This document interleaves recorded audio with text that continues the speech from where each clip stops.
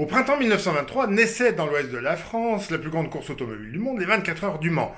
À l'été 1923, naissait dans l'ouest de la France le créateur du plus grand champion automobile de la bande dessinée franco-belge, Jean Graton. En effet, Jean naît le 10 août à Nantes. Bio rapide, sa mère meurt, il a 11 ans, son père est commissaire de course et l'emmène au bord des circuits.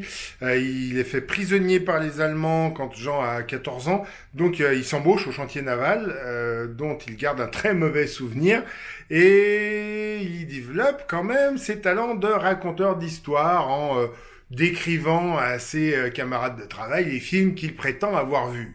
Quand Nantes est bombardée par les Alliés, il ne reste rien du chantier naval. Jean grave alors des motifs traditionnels sur des objets que sa fiancée colorie et vend. Après-guerre, il l'épouse, fait son service militaire, durant lequel il caricature les copains, ce qui lui vaudra de réaliser quelques illustrations pour les officiers et la com de l'armée.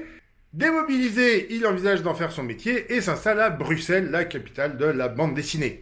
Alors ça démarre doucement, son épouse a le mal du pays, il se marie, il a 2 enfants et divorce. Il se spécialise tout d'abord dans le dessin de presse pour le journal Les Sports, avant d'intégrer la World Press qui, comme son nom ne l'indique absolument pas, édite entre autres le journal de Spirou. Les commandes deviennent régulières, notamment les belles histoires de l'oncle Paul avec lesquelles il apprend vraiment le métier de dessinateur de bande dessinée jusqu'en 1954. À cette date, les éditeurs de Spirou ont environ un peu plus d'1 an de parution d'avance. Pour ne pas rester sans revenus, Jean Graton tape à la concurrence chez Tintin. Et oui, regardez bien, on retrouve un peu le style. C'est pas Bob Kramer qui essaye de doubler je sais plus quel autre pilote, mais il y a plein de unes sportives sur les couvertures de Tintin qui sont signées Graton. Et il y participe aux histoires complètes, sur le même principe que les histoires de l'oncle Paul qu'il dessinait précédemment, mais avec parfois des figures contemporaines et des sportifs, son ancienne spécialité. Il va pouvoir signer des fictions en histoire complète à partir de 1953. La première se déroule lors du Grand Prix de Formule 1 de Belgique. Son rédac-chef lui demande donc un héros qui soit pilote, même si la légende raconte qu'on lui aurait prédit un blocage après avoir fait quelques tours de circuit. Jean Graton travaille au dernier étage de sa maison, qu'il a réaménagé en studio, et il y accueillera ses collaborateurs. Tout d'abord, le premier d'entre eux, Christian Denayer, qui créera plus tard un autre héros de bande dessinée, pilote automobile. Évidemment, j'en parlerai un jour. Il est en charge des décors, y compris les véhicules, et d'une partie de la mise en couleur. Il fera même les dessins sur des histoires courtes scénarisées par Graton, parce que le bonhomme, en plus de sortir jusqu'à 3 Michel Vaillant par an, la série d'El Bourdet avec sa femme et les Jollywood, trouvait encore le temps et les idées pour d'autres récits. Ah ouais, parce que Graton a lancé d'autres séries, même qui n'ont pas eu le même succès. Les Labourdais racontent une famille en un peu moins de 10 albums, je sais plus si c'est 9, 8, 10.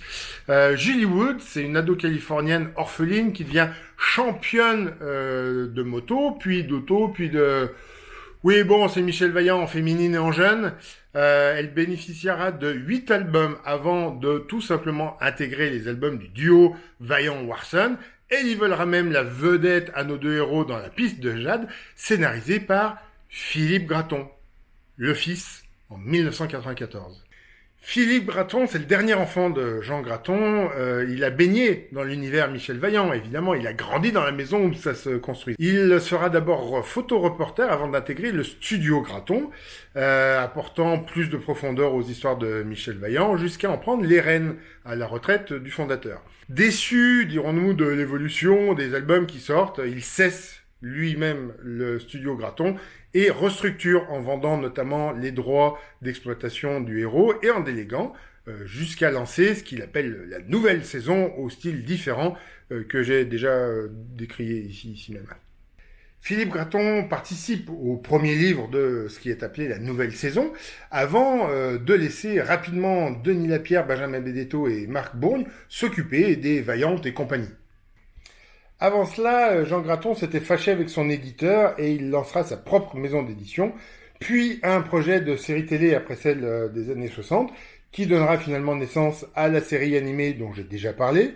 Je serais curieux de connaître les conditions des partenariats signés avec les constructeurs qui feront des séries spéciales Vaillantes à commencer par les Honda Civic coupés en Belgique et plus récemment les Hyundai. Jean Graton tiendra la baraque avec son fils jusqu'en 2004, date à laquelle il décide de ranger plumes et crayons.